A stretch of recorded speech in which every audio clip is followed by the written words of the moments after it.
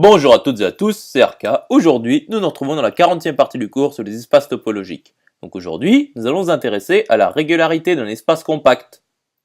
Rentrons alors dans le vif du sujet. Donc soit ET, un espace topologique avec E non vide.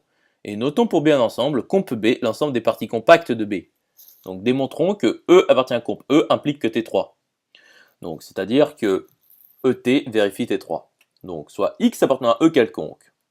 Et soit f appartenant à P rond E tel que x n'appartient pas à f, et f est égal à son adhérence, quelconque bien entendu.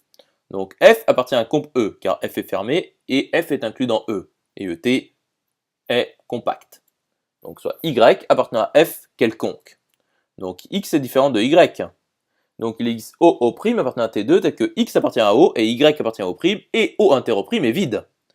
Nous pouvons alors constituer une famille AY, OY, avec y appartenant à f, appartenant à T2 puissance f, tel que, pour tout y de f, AY inter OY est vide, et XY appartient à AY croix OY.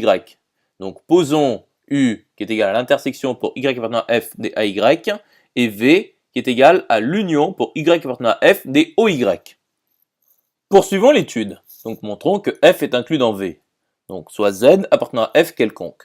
Donc Z appartient au Z qui est inclus dans l'union pour Y appartenant à F des OY, ce qui est égal à V.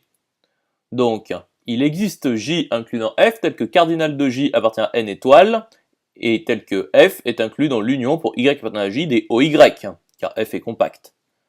Et l'union pour Y appartenant à J des OY inter, l'intersection pour T appartenant à J des AT, est égale à l'union pour y appartenant à j de OY inter, l'intersection pour t appartenant à j des AT. Or, pour y appartenant à j, OY inter, l'intersection pour t appartenant à j des AT est inclus dans OY inter AY, car y appartient à j, ce qui est égal à l'ensemble vide.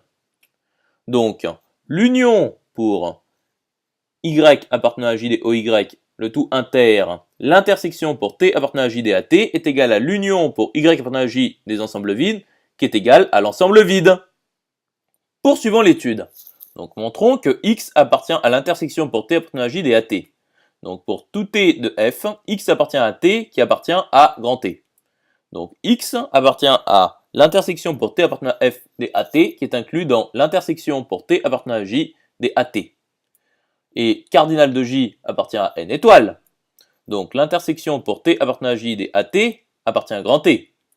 Par conséquent, X appartient à l'intersection pour T appartenant à J des AT qui appartient à grand T, et F est inclus dans l'union pour Y appartenant à J des OY qui appartient à grand T, et l'intersection pour T appartenant à J des AT, le tout inter, l'union pour Y appartenant à J des OY est vide.